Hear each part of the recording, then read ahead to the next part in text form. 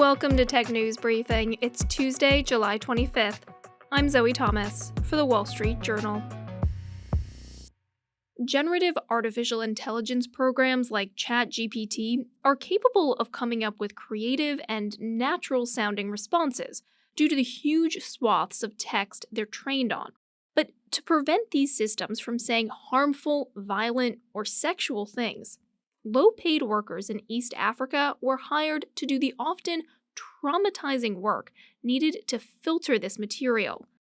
Karen Howe went to Kenya to speak with some of these quality analysts, and she joins me now. Karen, the workers that you met, what were they hired to do? The workers were hired to build a safety filter that is an AI system purely meant to detect harmful, violent, sexual content. So they were given tens of thousands of text passages in batches, and they had to read through them one by one to label, is this violent piece of content extreme graphic violence? Is this sexual content rape? Or is it bestiality? And they did that day in and day out as their full-time job for 5 months in order to build an automated safety filter that would be able to screen all of this stuff out of an AI model. Who were they working for? They were working for OpenAI via this outsourcing company called Sama. And Sama is a company that does sort of behind-the-scenes data work for a lot of different US tech giants, including Meta as well. Can you tell us a little bit more about the work? I mean, specifically, what kinds of passages were they looking at, and how do we know that? The kinds of text that they were reviewing, it was coming from multiple different sources. And this is according to a research paper that OpenAI wrote, where it says that it pulled together text from open source data sets that are released by academia or scraped from the internet, like Reddit forums, like the deepest and darkest corners that you can imagine on the internet. And there were also text that was generated by AI itself. The workers described to me that they were originally a few sentences in the beginning, but they started getting longer and longer to 5 or 6 paragraphs. So these were really detailed, very graphic descriptions of things, including child sexual abuse, where workers were describing really grotesque beat by beat things that they had to read and that they would visualize in their minds because it was so detailed. How did the workers say that impacted them? We spoke with 2 workers that directly labeled this stuff day in and day out. One was on the violence content team and the other one was on the sexual content team. Alex on the violent content team, he started feeling incredibly socially withdrawn and socially anxious after reading this stuff. Oh, my mental state was very bad.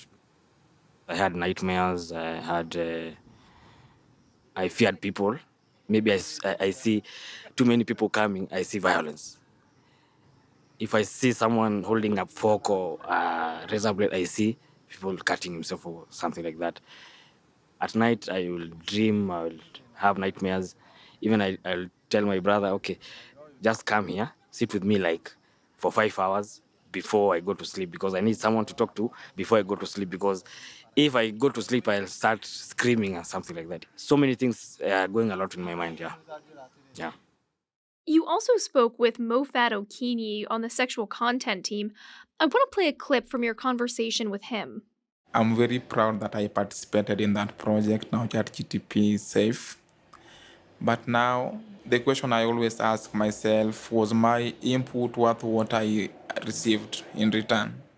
Karen, can you tell us a little bit more about his experience? Mofat, he very similarly started feeling high levels of anxiety and depression and started suffering from insomnia. And unfortunately, because he changed so drastically, his wife ended up leaving. Mofat has tried to receive psychological counseling, but the estimated cost of psychological counseling is equivalent to his monthly salary. Have Sama or OpenAI commented on this at all, either on these individual cases or the general impact of this kind of work? Sama said that they provided a lot of different mechanisms of support to workers that were going through these types of projects. They had counseling, both group sessions and individual. They had prayer and meditation rooms. They had free lunches, other types of things to try and make sure that the workers were comfortable. And they also did what they call resiliency screenings to make sure that the workers knew beforehand what was the kind of work that they were doing and that they could volunteer with consent. The challenge is these workers live in Nairobi in Kenya, where it is an extremely low-income country and there's really high levels of unemployment. And the workers explained to me that this project arrived during the peak pandemic and there was just no work to be found. They didn't have any other option but to take it because they needed to pay for their bills. And OpenAI said that they had spent 6 months vetting an appropriate vendor for this kind of work because they understood that it was going to be sensitive in nature and that it was going to be challenging. And they selected Sama in part because of Sama's track record as a good employer that is able to do this kind of work well. And OpenAI also said that this kind of work ultimately, the purpose was not to have these workers doing this really damaging work for no reason. It's for a means to an end. The end being that these systems that OpenAI builds, like ChatGPT, cannot exist and cannot safely exist in the world without the contribution that these workers made. Is there a way to clean up the data without using humans? There is currently no good way to do it without humans. There have been attempts within the research community to try and minimize the exposure to humans by designing better tools that automate some of it away, or designing a better interface that exposes the workers to the content in shorter periods of time. But right now, automating the stuff away is just not as good as human judgment. All right, that was our reporter, Karen Howe. And that's it for today's Tech News Briefing. If you want more tech stories, check out our website, WSJ.com. I'm Zoe Thomas for the Wall Street Journal. Thanks for listening.